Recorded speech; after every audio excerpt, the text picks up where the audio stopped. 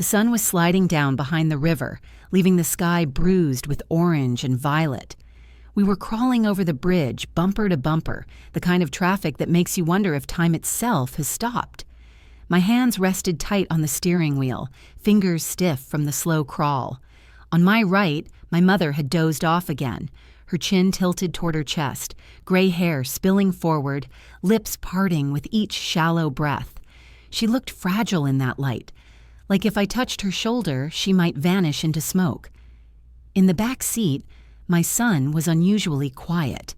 Normally, he'd be bouncing between toy cars and the window, peppering me with questions about why the sky turned colors at night, or if boats ever got stuck under the bridge. Tonight, though, there was a hush around him that pulled at me. The kind of hush that feels heavy, not peaceful. I glanced at him in the mirror. His little hands clutched the seatbelt, knuckles pale. His eyes weren't on the skyline or the water glinting far below. They were fixed straight ahead, as if he was watching something none of us could see. "Grandma's calling me from the water," he whispered. I thought I misheard. The hum of engines, the faint rattle of loose change in the console, it all blurred for a moment. I turned the music down, though it was barely audible to begin with. "What did you say, sweetheart?" His voice shook, small but steady. "Grandma's down there. She's calling me." My first instinct was to look at my mother beside me, still slumped in the passenger seat, unaware of what her grandson had just said. Her chest rose and fell with sleep, her body anchored here in the car, but the words landed like a shard of glass in my stomach. "Your grandma's right here," I managed, trying to make my voice light, casual. "She's resting." But he shook his head. "Not her. The other grandma." The traffic inched forward a few feet, brake lights stuttering ahead of us, but I barely noticed. My throat tightened. He could only mean my mother, the one buried 15 years ago, whose voice I hadn't let myself hear, even in dreams. The river below us shimmered in the last of the daylight, black water flecked with copper. It looked endless from up here, a moving shadow. My son leaned forward in his seat, straining against the belt. His face was pale, his lips parted like he was listening intently. "What is she saying?" I asked, before I could stop myself. His eyes flicked to mine in the mirror. "She says she's waiting." Something in the way he said it made the air inside the car feel wrong, like it had been drained of oxygen. I flicked the lock on his door, the sound sharp in the quiet, and gripped the wheel harder. For a second, I wanted to scold him, tell him to stop with the nonsense, but my voice stuck in my chest. He was only 7.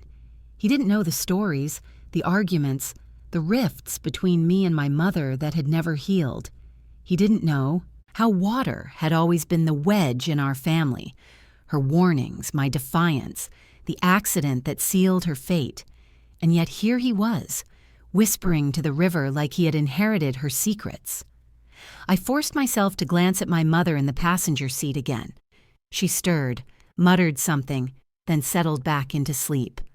Her presence should have been grounding, but instead it left me with a strange double vision. One mother beside me, another calling from below. The car ahead lurched forward and I followed, the bridge stretching endlessly in front of us. My son pressed his forehead against the glass, murmuring words I couldn't quite hear.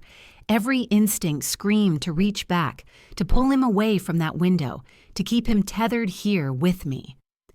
I whispered to the empty air, though I wasn't sure who I was talking to, him, my mother, or the river itself. "You're not taking him." The traffic moved another few feet, and for the first time in years, I felt the bridge was no longer just steel and concrete. It was a threshold, and we were already halfway across. Sleep came in fragments that night, like broken glass scattered across the floor of my mind. Every time I closed my eyes, I heard my son's words again. Grandma's calling me from the water. By morning, I wasn't sure if I'd dreamt them or if they were still echoing in the walls of the house. At breakfast, he was quiet again, stirring his cereal absent-mindedly, spoon clinking against the bowl. My mother, perched at the kitchen table with her coffee, seemed none the wiser about what had happened in the car. She asked about school, about his drawings, her voice light, almost cheerful. I watched them talk, trying to focus on the simple, ordinary details. The scrape of toast, the hum of the refrigerator, but underneath, something twisted in me. Because he hadn't meant her. When he said grandma, he meant the woman I still hadn't forgiven. The woman who'd left me with more scars than comfort. The mother I buried on a damp October morning, the river swelling just a mile away, as if mocking us. My son had never met her. He was born years after she was gone. But lately, he spoke as if he knew her. Not just as a story passed down, but as if she had whispered in his ear directly. That afternoon, I sat on the porch, staring at the brittle autumn leaves skittering across the driveway. My mind wandered back to my childhood, summer evenings by the same river we crossed yesterday, my mother gripping my hand too tight. She'd warned me in that stern, clipped voice, "Don't get too close or the water will remember you." I never understood what she meant. I thought she was superstitious, dramatic. But even when I was grown, she'd mutter warnings if I mentioned swimming or if storms rolled through. By the time I had my son, her paranoia had grown into full-blown fights between us. She said water carried memory. I said she was stuck in the past. And then the night came when she didn't make it home. Her car swerved on slick roads and they found her by the bank, engine hissing, headlights still on, the water closing around her. I told myself it was bad luck. An accident. But sometimes I wondered if she had let herself go to it, finally surrendering to whatever pull she felt all her life. Now here was my son, humming an old lullaby she used to sing, one I hadn't uttered since I left home. He couldn't have known the tune, but the notes rolled off his tongue perfectly, soft and mournful. I froze in the doorway listening, goosebumps rising along my arms. When I asked him where he'd heard it, he looked at me blankly. "Grandma taught me," he said simply, as if that explained everything. I wanted to laugh it off, but my throat tightened. Later that evening, while washing dishes, I caught my reflection in the dark kitchen window. For a fleeting second, I thought I saw her behind me, hair wet, face pale, eyes steady. I spun around, heart hammering, but the room was empty except for the sound of my son humming again from the living room. I leaned against the sink, water running over my hands until it was too hot to bear. I thought about telling my mother, his living grandmother, about what he'd said on the bridge. But she was already frail, her memory patchy, her nerves thin. What good would it do to hand her the weight of a ghost? So I kept quiet, smiling through dinner, making small talk, pretending I hadn't heard my son speak in a dead woman's voice. When I tucked him in that night, he gripped my wrist and whispered, "She says she misses you." I kissed his forehead, forcing a smile, but inside, something cracked wide open. Because for the first time in years, I realized I missed her too. By Friday evening, the traffic had cleared, but the weight inside the car hadn't. The bridge still lingered in my chest like a bruise, and my son's words replayed every time I closed my eyes. We weren't stuck on the bridge anymore, but I carried it with me, like we'd driven something invisible home. I tried to pretend things were normal. I packed lunches, checked homework, folded laundry until my knuckles ached. But every task had a ghost stitched into it. My son was different, subtle, but enough to rattle me. He didn't fight bedtime, didn't beg for cartoons in the morning. Instead, he'd sit by the window staring out at nothing in particular, lips moving softly as if in quiet conversation. That Saturday, I decided a drive would help. Fresh air, sunlight, something to ground us again. My mother sat in the passenger seat, bundled in her shawl, while my son buckled himself in without a word. We set off toward town, a list of errands in my purse, determination in my grip on the wheel. But the moment we approached the bridge, I felt his body shift in the back seat. He leaned forward, straining against the belt, his eyes wide as if he recognized the place. I pressed the locks down again, harder this time. "Sit back, honey. We're just passing through." He ignored me. His small hand reached for the door handle, testing it, tugging lightly. The sound of the plastic click against the locked mechanism made my stomach flip. "Stop that," I snapped, sharper than I meant. His eyes flicked up to mine in the rearview mirror, startled. For a second, I saw the child he was. 7 years old, fragile, confused. Then his gaze slid back to the water flashing below us. "She wants me to come," he whispered, as if the river itself had leaned up to the window to listen. My foot pressed harder on the accelerator, desperate to clear the span. The bridge stretched impossibly long that day, each cable slicing the sky, each car ahead creeping slower than the last. I thought of all the times my mother had warned me, "Don't taunt the water, don't trust it, don't forget it." I had rolled my eyes, accused her of being dramatic, yet here I was, locking my child in against its pull, pulse racing like a trapped animal. Beside me, my mother stirred, half waking. She asked what was wrong, her voice thin and groggy. I forced a laugh, a lie. Just traffic again, nothing new. But my palms were slick against the wheel, my jaw clenched so tight it hurt. When we finally rolled off the bridge, I exhaled as if I'd been holding my breath for miles. My son sat back slowly, disappointment etched into his face, as though he had missed an appointment only he understood. The rest of the drive passed in silence. The radio played faint country ballads, static buzzing between towns. My mother drifted back into sleep, and my son traced invisible shapes on the fogged window, humming that same old lullaby I hadn't heard in decades. By the time we pulled into the driveway, I felt stripped bare. The bridge wasn't just a road anymore. It was a threshold, a place where something waits.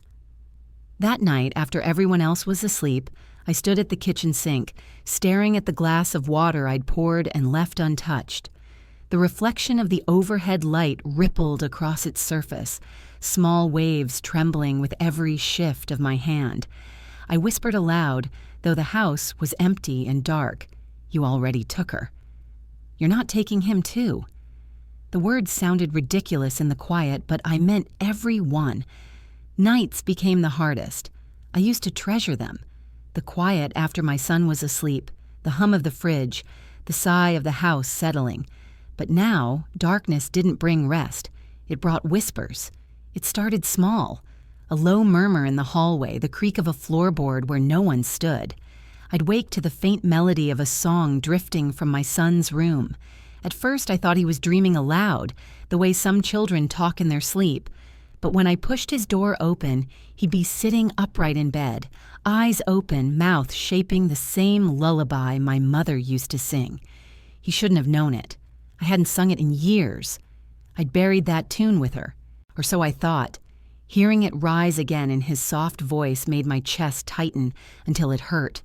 One night, I stood in the doorway longer than I should have, unable to move. His eyes flicked toward me mid-song. He smiled faintly and whispered, "She's helping me remember." I shut the door and leaned against the wall, trembling. The hallway light buzzed above me, and for a moment I could have sworn I smelled river water, brackish, metallic, cold. Sleep abandoned me after that. I prowled the house instead, moving from window to window, checking locks I already knew were secure. I'd pause by the back door, listening. The night seemed louder lately, the rush of the river in the distance, the wind carrying it closer. By day, things didn't improve. My son would sit on the living room floor drawing. At first it was harmless, stick figures, cars, trees. But soon water began creeping into every page.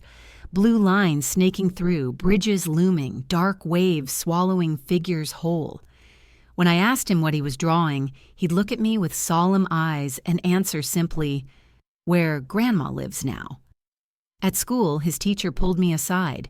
She showed me a picture he'd drawn during art class, a child standing on a bridge railing, arms outstretched. Below, a woman's face surfaced in the waves. The teacher's voice was careful, concerned. "Do you think he's seen something like this on TV?" I shook my head, throat dry. "No, not on TV." At dinner, my mother noticed my silence. She asked what was wrong, her voice sharp in that way she'd always had, a demand rather than a question. I wanted to tell her. I wanted to say that her grandson was singing her dead daughter's lullabies, that he was sketching the river like it was a family portrait. But the words stuck. She was fragile now, her hands trembling, just lifting her glass. Burdening her felt cruel. So I smiled thinly, said I was just tired, and washed the dishes with hands that wouldn't stop shaking. That same night, I woke to the sound of my son's window sliding open. Heart hammering, I rushed in. He was standing there in his pajamas, toes curled over the carpet's edge, gazing out into the dark yard.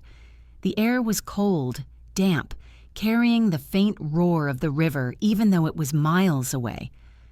"Who are you talking to?" I asked, my voice sharper than I intended. He didn't turn around. "Grandma, she's right there. Don't you see?" I grabbed his shoulders and pulled him back, fumbling to slam the window shut. His body felt weightless, as if he'd already been halfway gone. When I tucked him back into bed, he whispered against the pillow, "She says she's waiting for you too." I sat there long after his breathing slowed into sleep, staring at the window. For the first time, I wondered if the house itself was being pulled into the current, that maybe none of us were safe from her call. By the time October settled in, I'd convinced myself I could manage. Just hold on, keep him close, and it would pass. But the cracks were already spreading, and the world outside was beginning to notice. At school, his teacher called me in again. This time, she had more drawings spread across her desk. Bridges, rivers, dark swirling shapes. In one, the stick figure boy wasn't standing on the bridge anymore. He was in the water, arms reaching upward. Next to him was a woman, taller, her face drawn with eerie detail for a child his age. Hollow eyes, a mouth that curved between a smile and a scream. The teacher tapped the paper gently. "These images are troubling. Has there been any trauma at home? Any recent losses?" I swallowed, my palms damp. "No, nothing like that." The lie tasted bitter. She nodded slowly, but her eyes lingered on me with a kind of knowing pity that set my teeth on edge. At home, things weren't better. My mother, the living one, fragile and sharp-tongued, was growing restless. She complained of voices in the night, shadows in the hall. I brushed it off as her age, her slipping memory. But when she accused me one evening, "You're hiding something from me," I nearly broke. We sat at the kitchen table, the hum of the refrigerator filling the silence between us.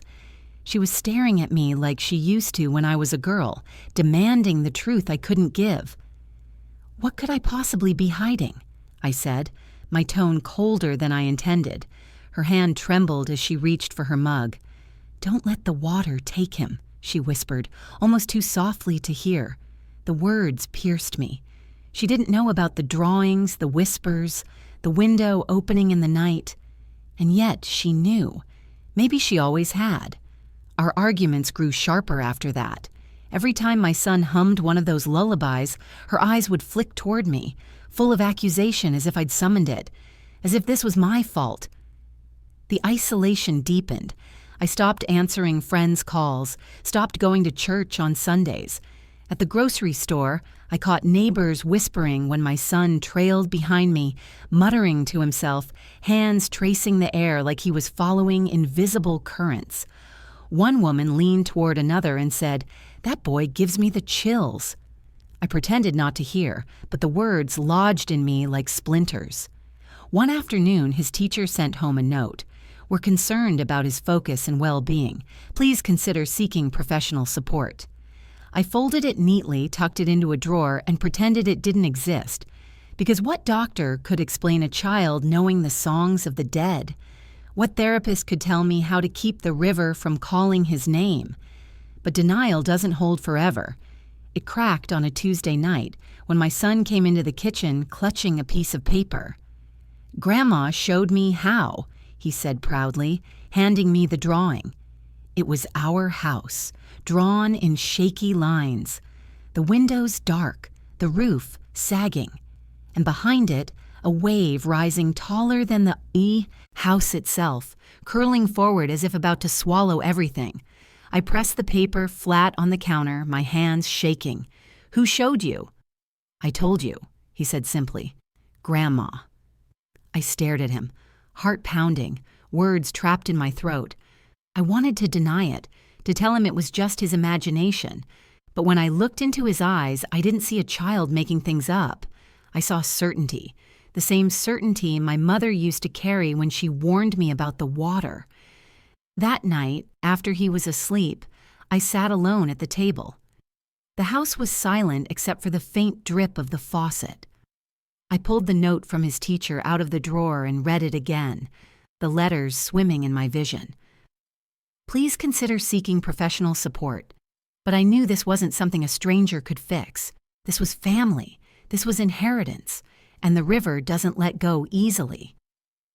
The breaking point came on a night when the air felt too heavy to breathe. The house seemed restless, its walls creaking as if straining against something pressing from outside. My son wouldn't settle. He paced his room, whispered to corners, hummed those lullabies until my nerves frayed raw.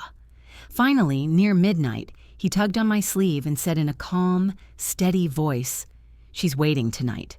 We have to go." Every instinct screamed to refuse, to bolt the doors and shut every window. But some deeper instinct, older than fear, told me resistance wasn't working. The longer I ignored it, the stronger it became. If the river wanted a confrontation, then I'd meet it on my terms. I grabbed the car keys. My hands shook, but my voice didn't. "Fine," I told him. "Show me." The drive to the bridge was a blur. The town was asleep, houses dark, storefronts shuttered, streets empty under the orange wash of streetlights.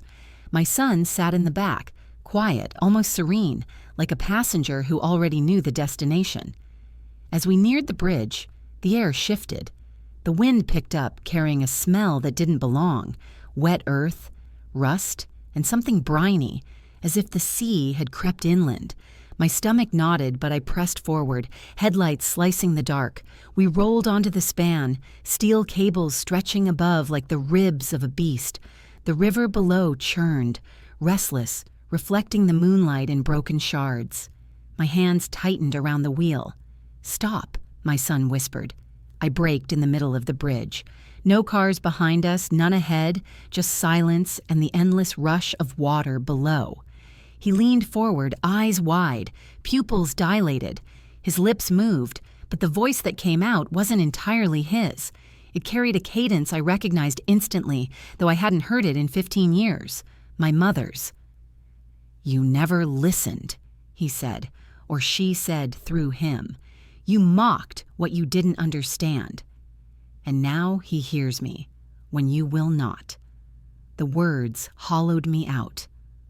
My throat closed around a sob I hadn't let myself release since the funeral.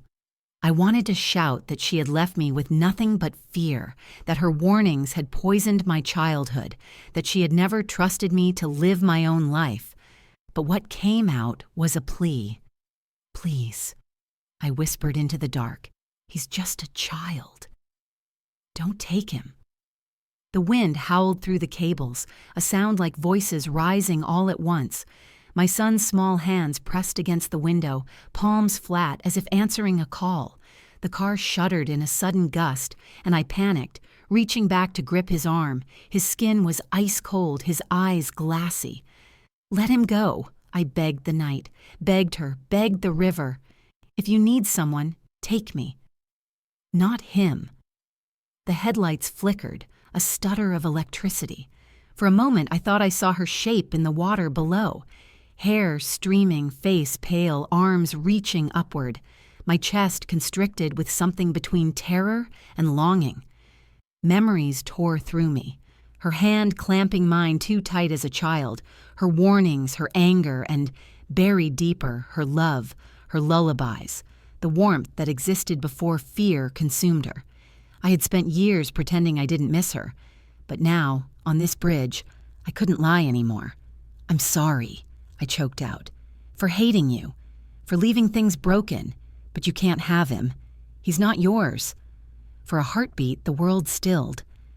My son blinked, confusion flickering in his eyes. The glass fogged with his breath again, human, ordinary. He sagged back into his seat, shivering. The wind died, the river's surface smoothed, reflecting the moon in one unbroken line. I exhaled, hands trembling on the wheel. The bridge stretched before us, still endless, but now I knew I could cross it. I drove forward, the silence inside the car heavy, but no longer hostile. My son leaned his head against the seat, eyes closing. For the first time in weeks, he looked like just a boy again, and I whispered to the water below, to the ghost that had haunted us both, "You're not taking him. Not tonight." In the weeks after that night on the bridge, the house felt different. Not lighter, not darker, just altered, as though the walls had absorbed the confrontation and were holding it in their beams. I found myself listening for things that didn't happen anymore. No lullabies in the middle of the night, no windows sliding open, no whispered invitations toward the dark. My son seemed freer. He laughed more, asked for pancakes again, begged me to play tag in the yard until I was out of breath. If someone else had seen him, they would have thought nothing unusual had ever passed through him. But sometimes, when we drove near water, he grew quiet, staring out as though testing the silence. I never asked what he heard. Some doors once shut should stay that way. My mother, the one still alive, grew weaker as autumn bled into winter. Her cough deepened, her memory faltered. She'd forget where she'd set her glasses, what day of the week it was, sometimes even my name.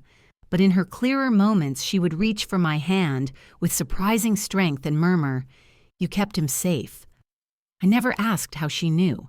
Maybe she had always known, in ways I never wanted to admit. At school, the notes from his teacher stopped. No more drawings of bridges and rivers, no more hushed concerns about trauma. Instead, she sent home smiley faces on worksheets and scribbled notes about his kindness to other kids.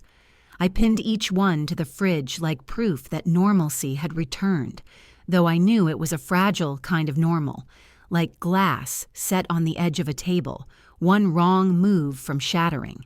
Yet silence carries its own cost.